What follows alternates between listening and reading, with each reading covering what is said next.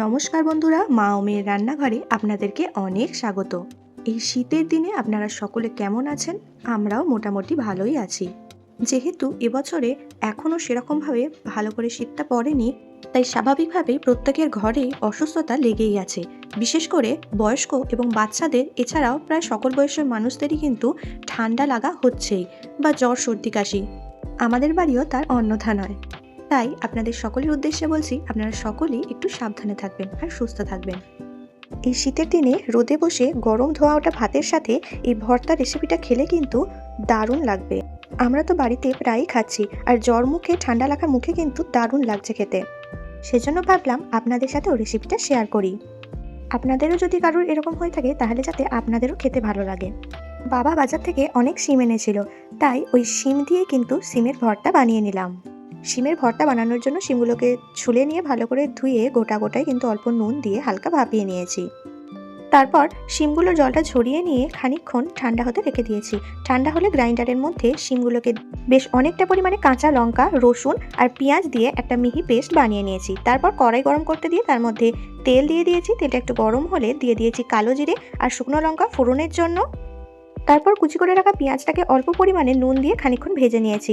ভাজা হয়ে গেলে যে পেস্টটা বানিয়ে রেখেছিলাম সেটা ওর মধ্যে দিয়ে ভালো করে কিন্তু আমরা ভেজে নিচ্ছি। আর এর মধ্যে দিয়ে দিয়েছিলাম আমরা পরিমাণ মতো নুন, চিনি, হলুদ গুঁড়ো আর শুকনো লঙ্কা গুঁড়ো। তারপরে কিন্তু একদম শুকনো হওয়া পর্যন্ত এভাবে নাড়িয়ে নাড়িয়ে ভেজে নিতে হবে, না হলে কিন্তু নিচটা পুড়ে যাবে। অবশ্যই কিন্তু এই অবস্থায় গ্যাসের ফ্লেমটাও মিডিয়ামে রাখবেন। যতক্ষণ না পর্যন্ত শুকনো হয়ে যায়, খেতে কিন্তু অতটা ভালো লাগবে না। কিছু ভালো করতে গেলে যেরকম ধৈর্যের প্রয়োজন হয়, ঠিক সেরকমই কিন্তু কিছু ভালো খাবার খেতে গেলেও একটু ধৈর্য তো ধরতেই হবে।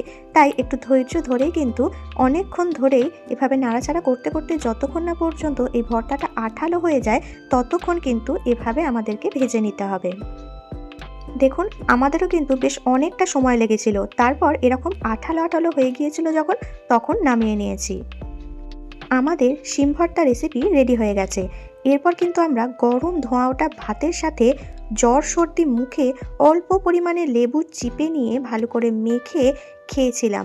সেই যে স্বাদ, যে খায় সেই একমাত্র বোঝে। তো আপনারাও প্লিজ আমাদের মতন এই রেসিপিটা করে একবার খেয়ে দেখবেন। তারপর অবশ্যই কমেন্ট করে জানাবেন আপনাদের খেতে কেমন লাগলো।